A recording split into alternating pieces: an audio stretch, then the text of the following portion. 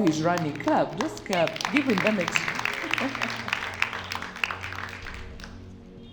I don't have my cards, comment. No, everyone else came here with a card, but mine is not here. But I think that's a sign, so I'm just going to trust that I can do this. Hi, everyone. I like to think that it's easy to tell the story of lights when you've known darkness. It's easy to speak of healing when you've known pain. It's easy to speak of treasuring something when you've known loss. I like to think that the reasons why we do that is because we can see the contrast, right? But the funny thing about it is, we don't do that when we tell our own stories. We like to tell the stories that are very glamorous, that big victory, that we finally got the contract. I worked hard on this and I got it. We don't really tell the stories of the project we started and we stopped halfway. We don't tell the stories of the losses. Why? The really messy stuff.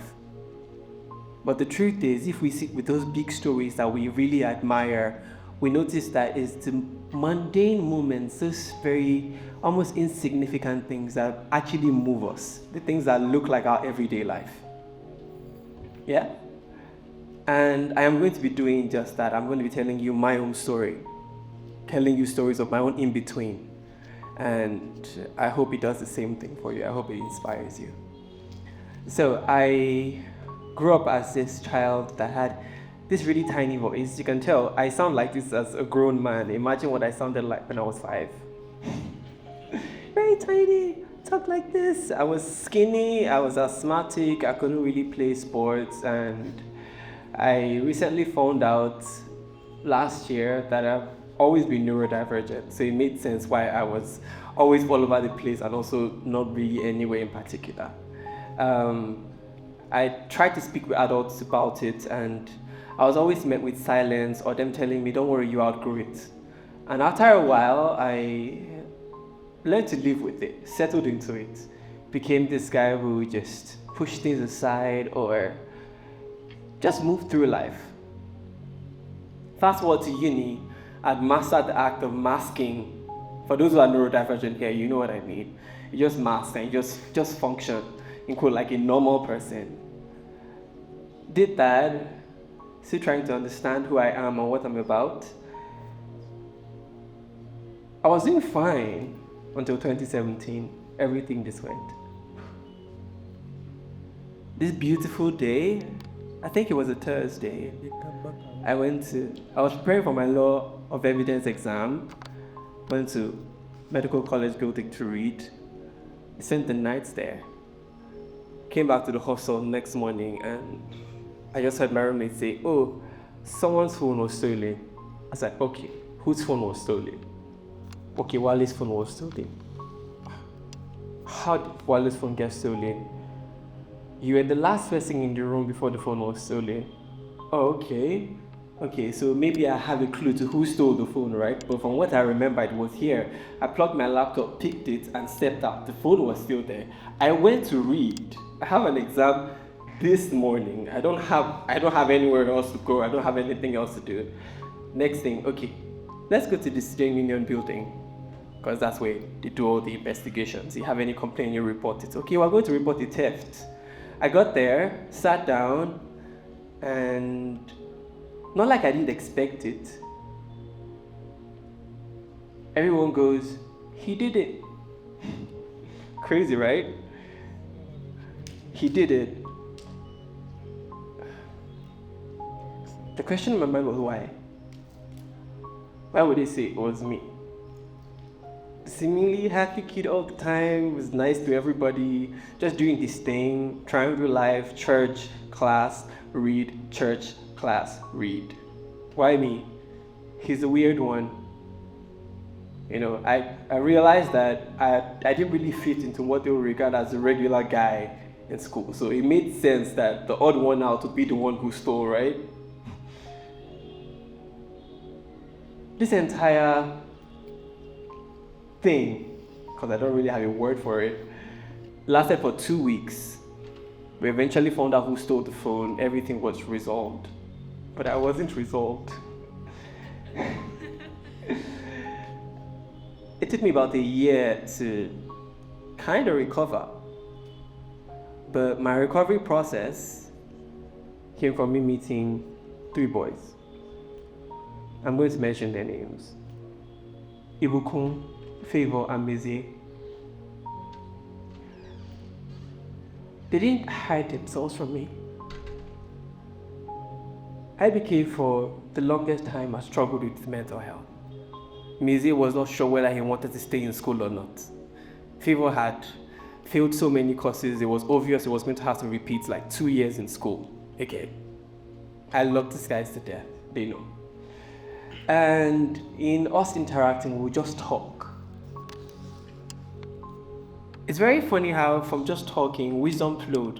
We're not necessarily trying to give each other solutions to our problems, but it was kind of like an I see you, you see me type of thing.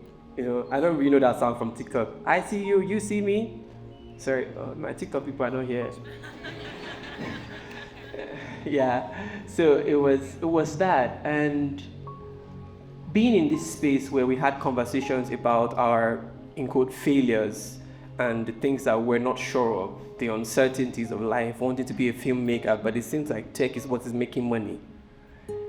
Those subtle conversations here and there gave me courage. It gave me courage to step out of the law career that I've been building over time.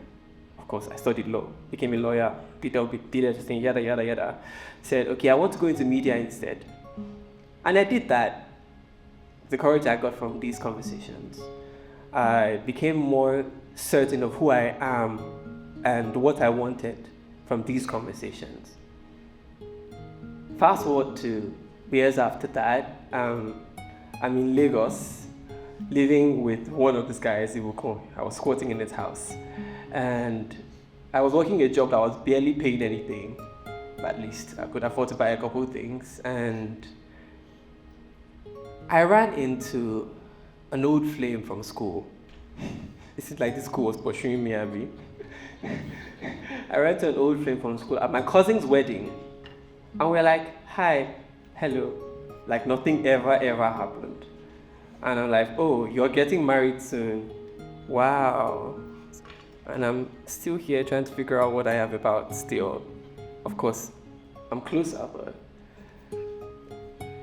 you know, there's a way getting married symbolizes a person has figured everything about themselves out, right? Like, okay, career is locked in, they have enough money to fund the wedding, and yeah, weddings are expensive. So if a person is funding a wedding, they've got bank. Yeah, so this person is funding a wedding, and I'm like, oh, okay. And I'm still here. What am I doing with my life? And I spiraled again. It became really dark, and I decided to make a video about it. About this funny, unsure of myself, unsure of who I am or what I'm about moment. And interestingly, it got a lot of attention on the internet. A lot of people were, not necessarily because I give them a solution, but you could see people say, oh yeah, this was me last year. This is me right now. My ex is getting married again and I don't even know if I want, he's inviting me for the wedding and I'm sure I'm not going to go, but then I feel like I'm a bad person if I don't go. Different kinds of comments, you know? And it was so beautiful to see how me sharing from a moment that seemed like a failure, to me at least, a moment that looked like, what's this one thing? Do you get? Because if I'm talking to you, if I'm meeting an ex at a wedding, it's like, and so I shared that kind of moment and it gave a lot of people hope. The beautiful thing is, I didn't stop. I shared again and again for moments that seemed very insignificant, because that first video reminded me of conversations I had with my friends in uni. So we see how everything ties together now. From the moments that feel, we shared from those moments there. And I'm doing the same thing now, taking bits of my life here. Choosing to talk about how sometimes you're dealing with depression, and the win for that day is the fact that you chose to get out of bed and go to work in the morning. You know, sometimes when people talk about depression, you're expecting them to say that, okay, I did 75 hard, and after 75 days, I had my life back. But people never talk about the fact that at 2 a.m., you almost slit your wrist. But you told yourself, no, I'm not doing this. I'm going to stay till 7 a.m. in the morning. Stay till my mom comes to knock the door. That's a win. This kind of moments sometimes are the only pictures people can see. I was speaking with, why it's so hard to remember your name right now. Yesterday, because we stayed together, I was telling how, in the end, hope is what we're looking to.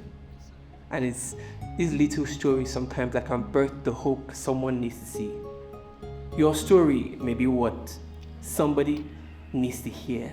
They need to hear it from your perspective, enough to give them hope. We're talking about colors. They were saying colors are not real, but if we see it with the science of color, certain shapes create certain colors. If you understand the physics of that, you get it. And your shape produces a certain color. Your shape produces a certain color. Sometimes people need to see your color to know that their own color is beautiful. So what's the point of all of this? Share your story. Start that project. Even if it feels incomplete, even if it feels little. Because the truth is, it's not. Your story is not small. Your journey is not small. Thank you.